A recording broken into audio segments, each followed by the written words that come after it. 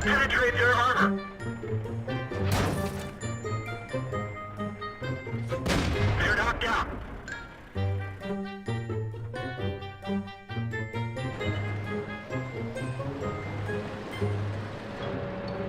Penetration.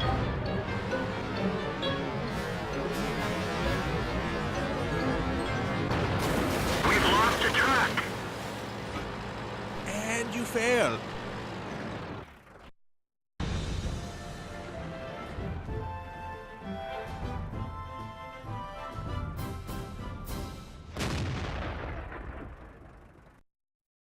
What is up, YouTube? This is DeFGandolf coming to you with another World of Tanks video, and today I am here in my M4A3E2 Sherman Jumbo, and that was a mouthful to say. So, before I get the match started here, you see my cursor right here, I'm in a Tier 6 battle. This is very, very, very good matchmaking, and I'm in here with my good friend in real life, Creeper Craze 101, and he's in his Tier 6 Premium German tank destroyer, the SU-100Y, Russian tank destroyer, not German, Russian. That tank is a very, very good gun. I have that tank as well, and you can expect a video to be coming in the near future, maybe Thursday or next weekend. But yeah, so let's get on into it. So, Jumbo's armor is very, very, very good for a medium tank. Its front armor is 101 millimeters, plus it is well angled, and its turret armor is, I want to say, 152 millimeters on the front, plus the spaced armor of the gun mantlet, and that is just absolutely insane on a Tier 6 medium tank. This tank has decent gun depression, and if you can find a nice spot like you're going to see me go to here in just a moment, you can really just absolutely destroy the enemy without them being able to barely even damage you. So, yeah. As I've already said, on this map there's a very nice little position you can go to in tanks that are very good in hold down areas, such as the T-29, T-34, and tanks as such. And I'm just kind of driving up there hoping I can get there fairly quickly. Now, the Sherman Jumbo is not a slow tank. It's definitely not fast, but I play it like a heavy. I play it more like a heavy tank than I do a true medium tank. And that's just because of its very nice armor. Now, let's stop here for just a moment and kind of go through my thought process. Go into free camera. Now, I was going to go up there on that hill and try to use my gun depression to shoot down upon the enemies I know are going to be just over the crest of this ridge. But then I thought for a second. In order to get the gun depression I need, I have to peek up over the hill a good bit. And what that would do is that would expose parts of my front armor. Now, granted, it's 101 millimeters, so that's not a gigantic deal. But there are some tanks, such as their KV-1S, that can penetrate that. But my biggest train of thought was, I don't want them to have a shot at my lower plate. The lower plate is fairly easy to pin on the Jumbo, depending on your angle. It's your best bet to shoot at if you only have a shot at his front. You want to shoot right along this area right here, because that's going to be the area pointing straight towards you. So, yeah, let's get back in fix cam. Let's keep it going. So, I decided to come up the middle, where it is still uphill and I'll be shooting down on my opponents, but it's much less downward, so I can turret peek better. And here are the enemies. Now, that is a stock RL-44, I do believe, so I'm not too worried about him. There's bounce number 1. Bounce number 2. I don't really get a lot of damage in on that particular shot. I am using the 105mm high explosive dirt gun.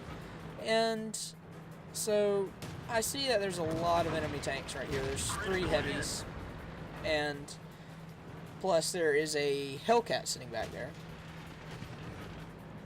So in just a moment you're going to see me switch to high explosive anti-tank, just because I know where you have a really, really good chance of winning this match, and I have a really good chance to do just a ton of damage. So now I've switched to heat ammo, and I'm going to crest the hill a little bit here. And that was the dangerous part, just because my lower plate was exposed the greatest at that moment. So what I'm going to do first is finish off that VK. It didn't do very much damage. It didn't really get my money's worth. But hey, it's a kill. Then I'm going to put a shot into the bishop down here. There's kill number 1. No, kill number 2. My bad. I'm sorry. I killed that low HP VK. Kill number 3, the Hetzer. Then I'm going to shoot this little thing on top of the ARL-44 for kill number 4. Then this KV-1 here, not in a good place. He pushed up too far, his teammates all died. I don't want to shoot his tracks because... I failed that shot, but let me just address something real quick. When you're using high explosive anti-tank, do not shoot the enemy's tracks. If you shoot the enemy's tracks, it'll absorb a lot of the damage potential of your heat ammo. Heat ammo is just generally not good against spaced armor, which the tracks count as. So let's continue. So there I decided to try to shoot his turret instead of into his side. But this time, I shoot right above the tracks and right below the turret, and I collect the kill.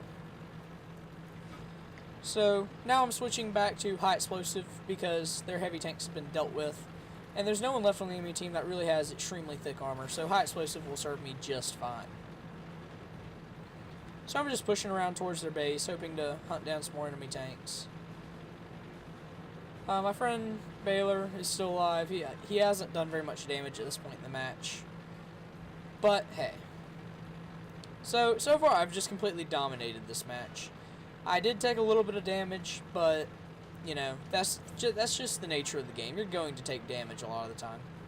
So at this point, rather than trying to cap, I really want to just go hunt down the enemy tanks, get some more damage, get some more XP, and it just all around I think works out better in this kind of situation if you just kill off all the remaining enemies.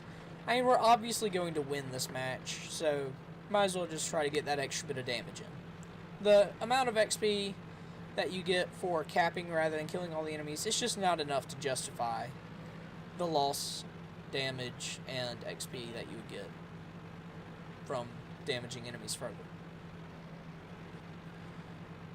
So I'm just coming up the hill trying to find their Jackson or their ELC, one of the two. I just need that last 6th kill to get my top gun.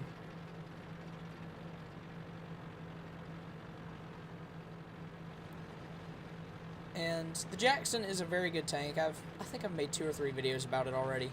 I really liked that TD. And I'm currently in the T25AT, which is the tier 7, right after the Jackson. Another good tank. Here's where I encounter the Jackson. He bounces a shot, and I see the ELC. I'm like, oh crap, I can one-shot the ELC. Got him. So there's my 6 kills. But now I have an issue. I really want to survive this match. The Jackson bounced another shot. I'm not sure if he's using the 90mm gun. And I don't do very much damage there because I just shoot him in the turret. That time he gets a good shot into me. He is using the 90mm gun because he just did about 200-something damage. That was another decent shot, but I really want to survive this. I just really don't want to die here. I don't do any damage with that shot, and I just kind of back off. Just kind of trying to keep my armor angled and force him to shoot at my turret. But he gets killed before he can kill me.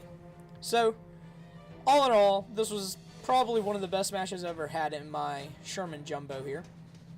And, yeah. So, if you enjoyed the video, please be sure to leave a like. Be sure to head to my channel and subscribe so that you don't miss any of the great content coming to my channel in the future. World of Tanks, Battlefield, you name it. Well, not you name it, but you know. I'm going to be doing my thing over there.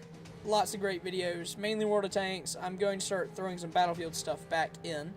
I'm building up some footage.